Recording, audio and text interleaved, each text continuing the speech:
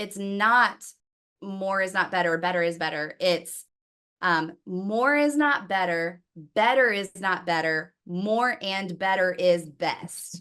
And what I mean by that is like, you have a very high standard for moving fast, which means more, and you also have a high standard for excellence. And so, like you want more and better. So that's what I'm going to call you out for. Yeah. Well, just do more, please. More podcast episodes and just make all the episodes just as good.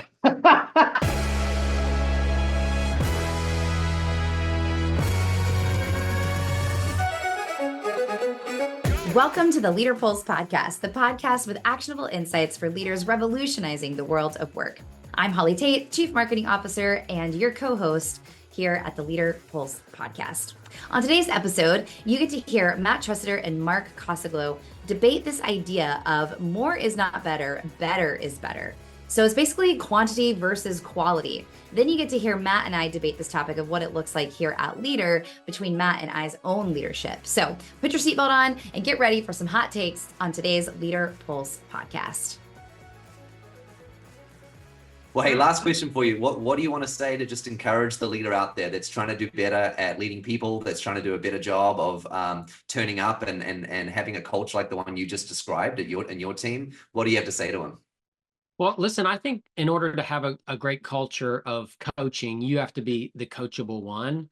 And one way to do that is I have a silly little saying that says, a lazy man's better is more. And the worst way that you can show that you are a coachable, learning person and want to have a entire sales team and a culture built around that is by constantly reverting back to lazy, boring, bad ideas and just being like, this isn't working, so crank it up 2x. Oh, 50 cold calls isn't working, do 75. 75 isn't working, do 100. All that shows is that you don't really understand what's going on. So I would just encourage young managers, more is actually the enemy. Better is your friend. Better is hard. Better takes thought. Better takes more than just your brain. Sometimes it takes people outside your company. But always striving to do things better rather than more is the best way to create this amazing culture inside your company where your sales team actually wants you involved in stuff, seeks out your stuff because they know they're going to get better along with you getting better. Yes, I love that. Love it, Mark. Thanks so much for joining today, man. Appreciate it. So when I hear this concept around more is not better, better is better, and I'm listening to you and Mark kind of talk about this, and it was very small. It was only like 2 minutes where you guys were talking about this concept, but I wanted to unpack it with you today because you're like, yeah, totally, I agree. And I'm like, I know what you're going to say. Matt, that is not how you lead. So tell the world, Holly, tell the world why you don't think I do it this way. Well, I'm going to give myself preemptively the best hot take spicy pepper award because I'm going to get real spicy with you. Okay, bring it. You do not lead like this. So if I were to sum it up, like your leadership style, it's not more is not better, better is better. It's more is not better is not better, more and better is best. And what I mean by that is like, you have a very high standard for moving fast, which means more, and you also have a high standard for excellence. And so, like you want more and better. So that's what I'm going to call you out for. Yeah. Well, just do more, please. More podcast episodes and just make all the episodes just as good. You are not wrong. It is one of my biggest challenges as a leader, just personally, is knowing when to actually say no to things. So literally on Monday, Holly, when I did my all hands talk, I was sharing about 6 ways to move fast. I did say, for the record, now doesn't mean that I actually do it, but in theory, this sounded great. I shared the quote from Steve Jobs. If you haven't heard it, it goes something like this. People think focus means saying yes to the things that you have to focus on. But that's not what it means at all. It means saying no to the 100 good ideas that are out there. You have to pick carefully. I'm actually as proud of the things that we haven't done as of the things that I have done. Innovation is saying no to 1,000 things. Innovation is saying no to 1,000 things. So Steve agrees with Mark, and I agree theoretically with Steve and Mark, but I just want to say no to 1,000 things, but say yes to another 1,000 things and do those things really, really well. Yes. Yeah, because like I can think of two examples. Oh, we don't have to get in. Go ahead. Go ahead. I already gave myself the trophy. Yeah, where like I've been like, hey, I think less is more in this situation, so this can be really high quality, and you're like, no, fill the room, or no, yes, I know you need more resources, but we're going to do it anyways, and it needs to be great, and so yeah, and like It would be much easier, by the way, to do a podcast talking about other people. I think for season 3, let's not talk about how I could be a better CEO. Yeah, for season 3, it's no vulnerability. Yeah. Yeah, people would love that. Yeah. But yeah, Keep so I going. guess, well, so here's the consequence of leading with like more and better is best is that you're going to get higher output, but likely at less quality. So then I guess the question is it better to have 85% good enough quality, but have higher output? Or is it better to have 100% quality with less output? What do you think? Well, you know what I'm thinking about? I'm thinking about the times that I have made finally a strategic decision to say no to some big anchors in our company and how much more effective that's made us. So I'm thinking specifically about, we have one of our strategic anchors of things that we try and use as a paradigm we make big decisions is called focus on being a mile deep. Focus on being a mile deep instead of being a mile wide. And it's just a good reminder for me, especially of like, hey, don't try and do a million things at once. Try and do one thing a million times well. And so we made a strategic decision, what was it, 2 years ago, Holly, to move away from a lot of our different business lines. We shut down an HR revenue stream, payroll, and insurance. And at the time, they were in some respects being successful. They were generating a lot of revenue, a lot of interest, driving a lot of leads, but it was very distracting. And so I made the awkward, uncomfortable, difficult decision to shut all of those down. So that was an opportunity for me to say no. And we were much more effective on the back end of that. We really were. And I wish we could have done all things and been all things to all people and done it all at once and done it exceptionally well. But I as much as I hate the answer, as I said out loud, Holly, to answer your question, I think it is more effective to do a few things better at 100% than to do a lot of things at 85.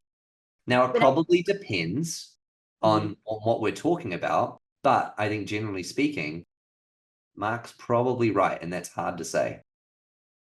But here's what's interesting, and this is what I think is your superpower, though, is we would not have arrived at that answer had we not tried those different business lines. And that's what I think we as a company are awesome at, is we try things. And like you are great about like, let's just throw spaghetti at the wall and see what sticks when it comes to achieving our mission of developing 1 million leaders.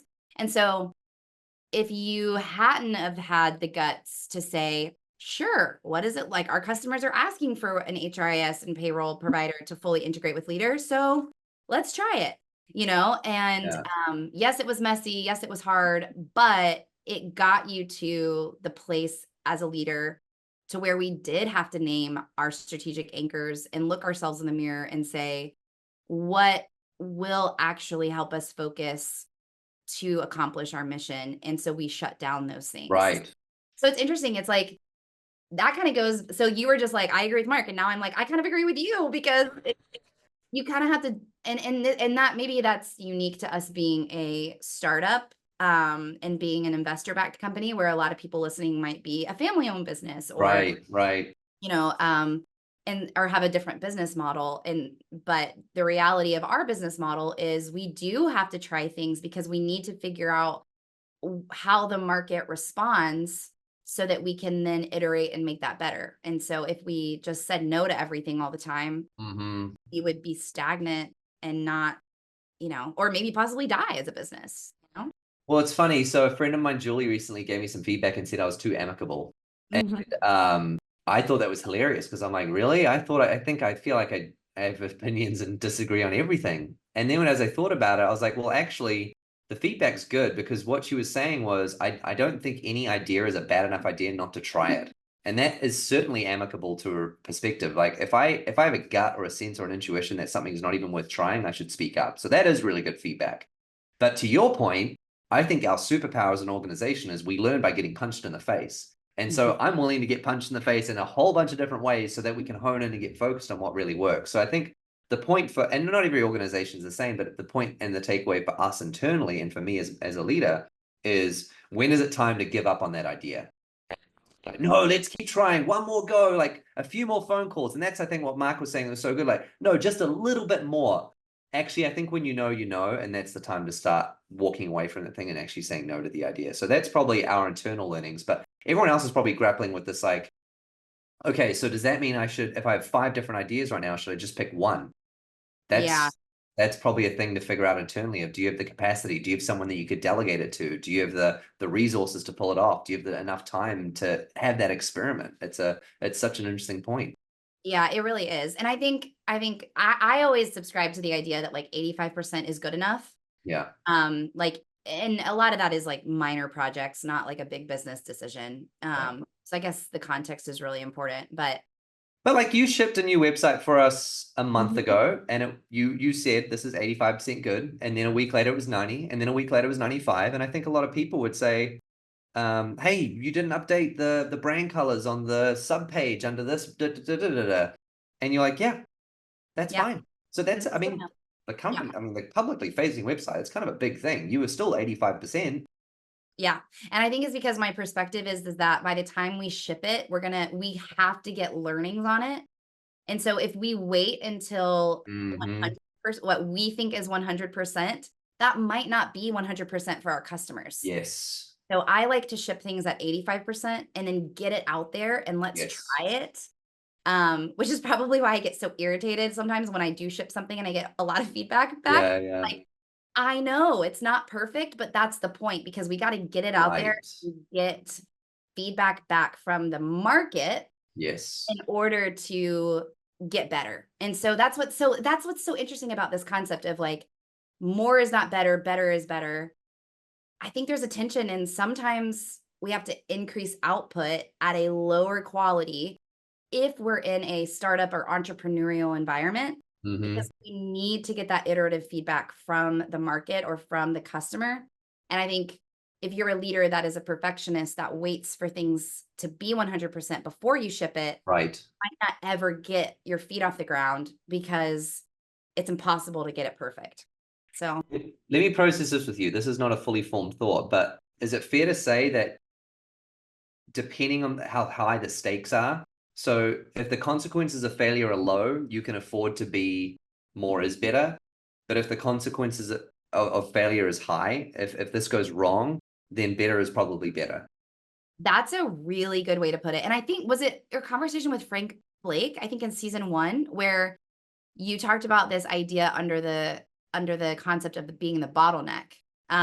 Yes. And I think I think he said that basically. I think he was like, it depends on how high the stakes are. So that's a really good point, Matt. If the consequences of failure are low, then more might be better. Yeah, that's really good.